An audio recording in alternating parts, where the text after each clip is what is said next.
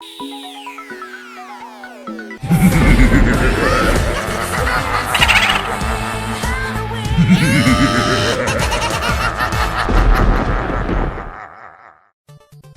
everyone, so you know how Castlevania is an NES classic, one of the most iconic must-have games of the late 80s?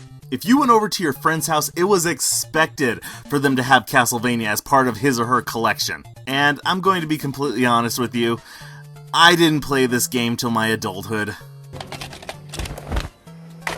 What? I know, this might be a little weird for some younger viewers who weren't around at the time, but Castlevania was one of those games that everyone played.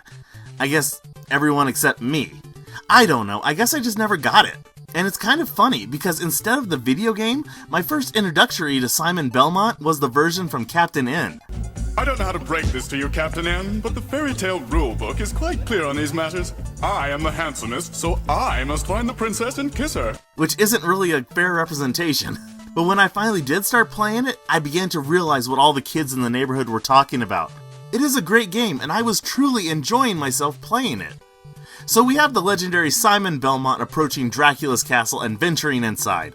And then it's classic side-scrolling at its best. Dozens of supernatural enemies are all out to get you, but Simon has his trusty whip. And not only is it used for defense, but he can also break down walls with it to find items. And speaking of your items, one thing that takes some getting used to is your ammo amount. See this heart counter up here?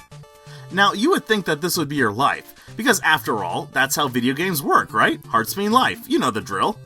But in Castlevania, hearts are the amount of times you can use your weapons. Kind of odd, huh? Your life, on the other hand, can be replenished by meat you find. Because, you know, we all want to eat meat that's been in the wall for who knows how long.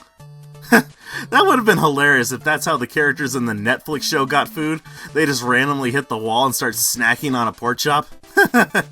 So with the game's title, you can put together that a lot of it has its contents inspired by monster tales, but more specifically by the golden age of horror movies, such as The Mummy, Frankenstein, and of course, Dracula. And how could you go wrong with an idea like that? A man fighting a wide range of monsters?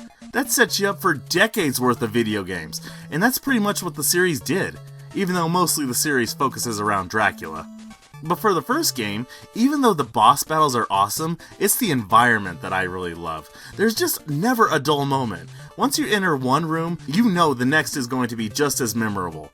And even now, 3 decades later, this game is still a whole lot of fun, and truly deserves being called an NES classic.